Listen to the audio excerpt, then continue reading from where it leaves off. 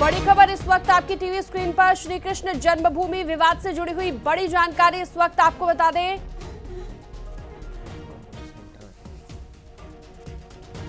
थोड़ी ही देर में सुनवाई शुरू होगी, 2 बजे का ये वक्त है। ये बड़ी जानकारी इस वक्त हम आपको बता दें, थोड़ी ही देर में सुनवाई शुरू हो जाएगी।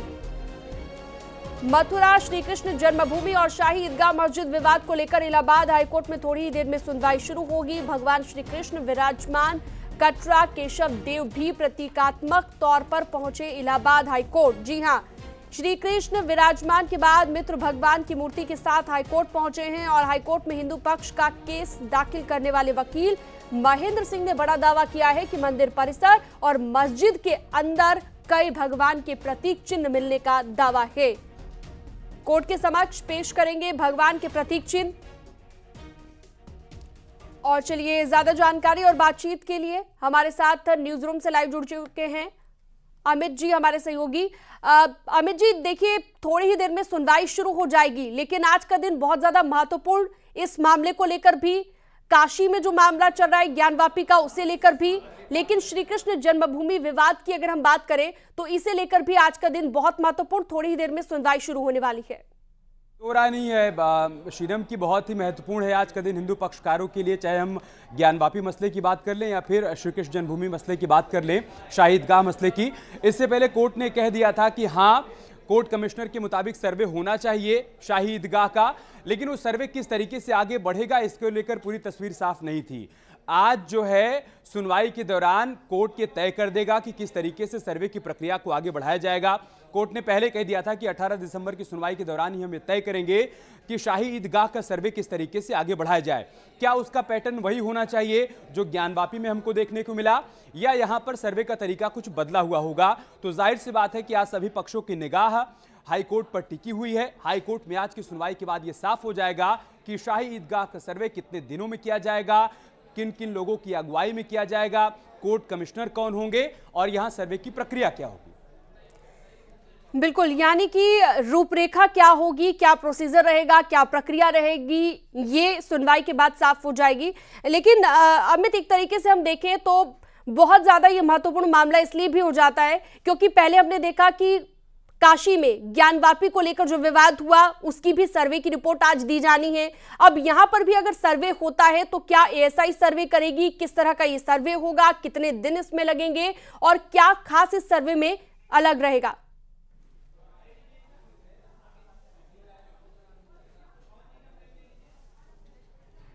उपेंद्र भी चूंकि हमारे साथ वाराणसी से जुड़े हुए हैं, उपेंद्र का रुख कर लेते हैं। उपेंद्र, वहां पर कितनी देर में सुनवाई होनी है ये भी बताइएगा।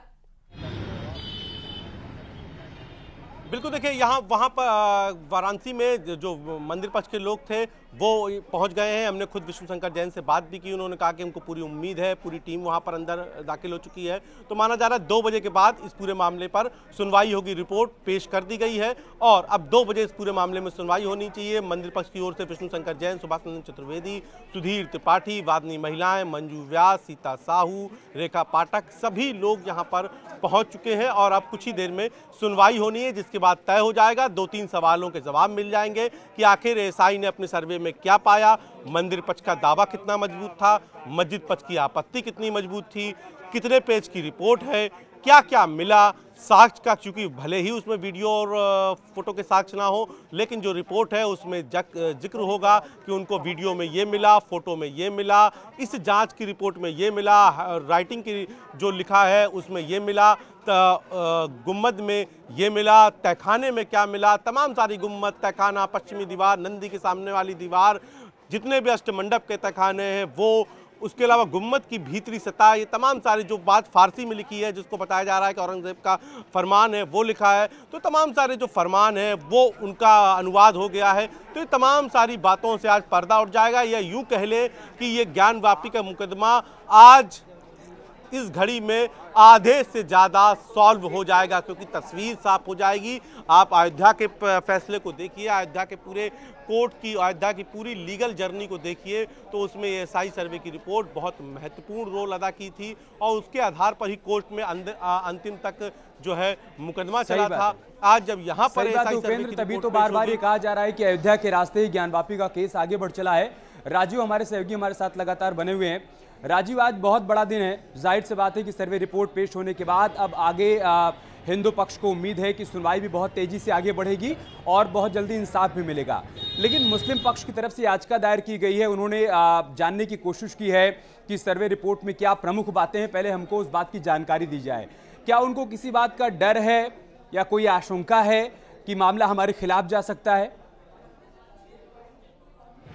अब देखिए, अगर अमित इस पूरे केस पर गौर करेंगे तो हर बार मुस्लिम पक्ष कहीं ना कहीं हर चीज पर आपत्ति लगाता रहा है, चाहे वो एडवोकेट कमीशन की बात हो या फिर एएसआई सर्वे को लेकर भी उस पर रोक लगाने के लिए सबसे पहले वो सुप्रीम कोर्ट गए। और जब सुप्रीम कोर्ट ने कहा कि यहाँ आने से पहले आपको हाईकोर्ट का दरवाजा खटखटाना चाहिए, हाईकोर्ट गए लेकिन उनको राहत नहीं मिली और नतीजा ये रहा कि एएसआई ने जिला जज वाराणसी के निर्देश पर सर्वे किया और 90 दिन के बाद आज अपनी रिपोर्ट इस अदालत में पेश कर दी। आपसे कुछ देर बाद जैसे ही सुनवाई शुरू होगी, वैसे एक नियम रहता है कि जब कोई रिपोर्ट सबमिट की जाती है तो दोनों पक्षों को, वादी मुकदमा और अपोजिशन को, वो एक लिखित एप्लीकेशन के आधार पर वो रिपोर्ट हासिल कर सकते हैं। इस रिपोर्ट पर किसी भी तरह की ये पाबंदी नहीं है कि ये रिपोर्ट किसी भी पक्ष को न दी जाए। हालांकि जैसे ही एएसआई की रिपोर्ट आएगी और अगर जो हिंदू पक्ष लगातार ये दावा कर रहा था, सर्वे कमीशन ने भी ये दावा किया था कि ज्ञान व्यापी परिसर के अंदर चाहे वो शिवलिंग हो, त्रिशूल का निशान हो या फिर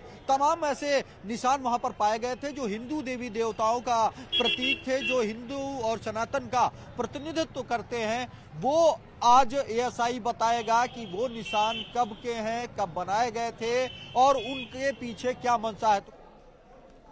बिल्कुल राजीव, याचिकाकर्ता है उनको कॉपी दी जाएगी। जी जी। और हम लोग कोर्ट से आज यही मांग करेंगे कि हमको उसकी तुरंत कॉपी उपलब्ध कराई जाए। जी जी जी। आपके पहले मस्जिद पक्ष ने एक प्रार्थना पत्र दाखिल कर दिया और उसने कहा है कि उनको विवरण दिया जाए और हलफनामा तमाम तो दोनों पक्षों को कॉपी देनी ही देनी है, मगर उन्होंने हलफनामे के साथ कहा है कि रिपोर्ट दी जाए। हलफनामे के साथ रिपोर्ट नहीं फाइल होती है। ये एक एडवोकेट कमीशन की रिपोर्ट है, सर्वे कमीशन की एक्सपर्ट ओपिनियन है, तो इसे एफिडेविट साथ नहीं फाइल किया जाता है। जी जी जी। तो एएसआई ने अपनी प्रक्रिया पूर्ण करते हुए रिपोर्ट फॉलो की है। जी जी। तो अभी देखते हैं क्या रिपोर्ट आई है, एक बार समझते हैं, देखते हैं उसको। तो आपको क्या लगता है कि मतलब क्या रिपोर्ट आ सकती है? आज की रिपोर्ट में क्या हो सकता है? देखिए, ये तो कोई नहीं आकलन लगा सकता है कि रिपोर्ट में क्या होगा जब तक कोई रिपोर्ट हम जानना चाहेंगे। नहीं, मुझे उम्मीद यही है कि जो सच्चाई थी 90 दिन की, वो सच्चाई उस रिपोर्ट में लिखी होगी और हम लोग जब रिपोर्ट पढ़ेंगे तो उसका पूरा अवलोकन कर पाएंगे। जी, अचानक उसके पहले मुस्लिम पक्ष ने डाल दिया, क्यों घबराहट है मुस्लिम पक्ष को? सार्वजनिक करने से रोक लगाई है। नहीं, देखिए ऐसा नहीं है। सुप्रीम कोर्ट ने रिपोर्ट को सील कवर में फाइल करने के लिए ना कहा है, ना वो रिपोर्ट एक सीक्रेट डॉक्यूमेंट है। तो इसीलिए जो रिपोर्ट फाइल हो रही है उसको हम लोग देखेंगे कि उसका क्या, उसको अवलोकन करेंगे और उसके बाद आपको बताएंगे। तो क्या लगता है रिपोर्ट सार्वजनिक करने से मुस्लिम पक्ष, क्योंकि रिपोर्ट में बहुत सी ऐसी चीजें होंगी जो उनकी मस्जिद का झूठ है। हो सकते हैं, कितने पेज हो सकते नहीं, मुझे इसका कोई आइडिया नहीं। जब मैं एक बार कोर्ट में जा रहा हूँ, आपके सामने ही जा रहा हूँ और कोर्ट में जाके एक बार रिपोर्ट देखूंगा तब मुझे क्लियर होगा। बिल्कुल सच सामने आएगा और जो एडवोकेट कमीशन की चीजों में हुआ था उससे ज्यादा चीजें इस रिपोर्ट में स्पष्ट होंगी। क्या लगता है आपको? एएसआई सर्वे की रिपोर्ट यहाँ अयोध्या की तरह यहाँ भी आधार बनेगी फैसले में? बहुत बड़ा आधार बनेगी और एएसआई की रिपोर्ट हमेशा एक एक्सपर्ट ओपिनियन का काम। ठीक है, तो हमारे सहयोगी उपेंद्र को सुन रहे थे आप, जो कि विष्णु शंकर जैन से सवाल जवाब कर रहे थे। वो लगातार हमारे साथ लाइव भी जुड़े हुए हैं। उपेंद्र, एक जानकारी ये भी है कि एएसआई की टीम ने कुछ मूर्तियां, खंडित मूर्तियां भी सौंपी हैं जज को। इसके अलावा 250 अवशेष भी वहां पर सौंपे हैं। इसके बारे में क्या जानकारी है? बिल्कुल, देखिए, जिस दिन सर्वे खत्म हुआ था अमित, उस दिन एएसआई ने डीएम को, चूंकि कोर्ट ने आदेश दिया था कि डीएम को सीओ बनाया था और सारे साक्ष्य, मंदिर पक्ष की ये याचिका थी कि सारे जो साक्ष्य हैं उनको डीएम की सुपुर्दगी में दिया जाए। उसी बाद कोर्ट ने आदेश दिया था। तो ये पहले ही करीबन 1 महीने पहले ही, जब ये पूरा सर्वे खत्म हुआ था 1.5 महीने पहले, तभी एएसआई ने करीबन 250 से ज़्यादा साक्ष्य, जिसमें कई सारी खंडित मूर्तियां थी, निशान थे, शूल के निशान थे, कुछ और भी चीज़ें थी, वो 250 से ज़्यादा साक्ष्य यहीं पर कचहरी में ही रजिस्ट्रार ऑफिस है, तहसीलदार ऑफिस, वहाँ पर डबल लॉकर में रखवा दिए थे। तो डबल लॉकर में डीएम की सुपुर्दगी में वो सारे साक्ष्य रखे हैं, क्योंकि मंदिर पक्ष का ये कहना था। और इसके बाद अदालत ने आदेश दाखिल दिया था कि सभी साक्ष्य रखे जाएं अनटिल अनलेस कि जब तक इस पूरे मुकदमे का निस्तारण ना हो जाए। तो इसलिए साक्ष्य रखना जरूरी था और इसीलिए डीएम की जो है सुपुर्दगी में इन सारे साक्ष्यों को रखा गया था और डबल लॉकर में सारे साक्ष्य इस वक्त रखे हुए हैं। और अब चूंकि सुनवाई शुरू हो गई, लंच खत्म होने को वाला है, 7-8 मिनट बाद लंच खत्म हो जाएगा और लंच खत्म होने के बाद इस पूरे मामले पर सुनवाई होगी। तो सारे साक्ष्य प्रशासन के पास हैं, डीएम की सुपुर्दगी में है, तेजरार ऑफिस के डबल लॉकर में रखे हैं और एसआई सर्वे की रिपोर्ट अमित कुछ देर में पेश होने जा रही है। उपेंद्र, जल्दी से एक बात और बता दीजिए कि तकरीबन 4.5 महीने तक ये एसआई सर्वे चला है, जुलाई के आखिरी हफ्ते से ये सर्वे शुरू हो गया था। अब इसको मुकम्मल माना जाए कि एसआई ने जो रिपोर्ट सबमिट कर दी है, अब इसके बाद और अधिक सर्वे की वहां पर आवश्यकता है नहीं, या फिर जो साक्ष्य प्रस्तुत किए जा रहे हैं उसके आधार पर ये मांग की जा सकती है कि अभी कुछ और पद्धतियों से भी सर्वे किया जा सकता है, उसकी भी आवश्यकता पड़ सकती है, या इसको मुकम्मल माना जाए?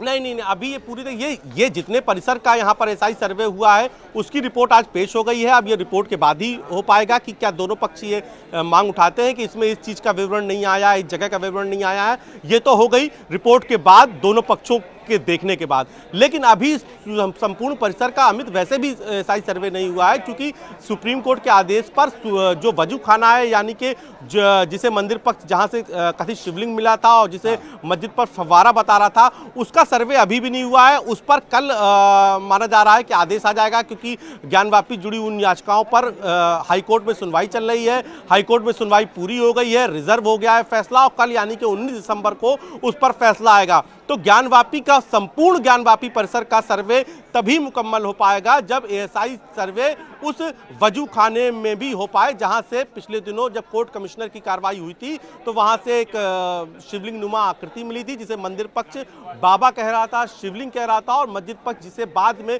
क्रिटिसाइज करते हुए फव्वारा कह रहा था। तो फिलहाल वो फव्वारा थे कि शिवलिंग थे, ये तभी क्लियर हो पाएगा जब वहां का भी एएसआई सर्वे हो जाएगा। तो उसके लिए अलग याचिका पड़ी है, क्योंकि उसको हाईकोर्ट में चैलेंज किया गया था, तो हाईकोर्ट पर उस पर कल फैसला आना है। फिलहाल जो सील्ड वजू खाने को छोड़कर संपूर्ण ज्ञानवापी परिसर का रकबे का सर्वे हो गया है और उसकी रिपोर्ट अब अदालत में पेश हो गई, जिस पर कुछ देर बाद सुनवाई शुरू होनी है। अमित,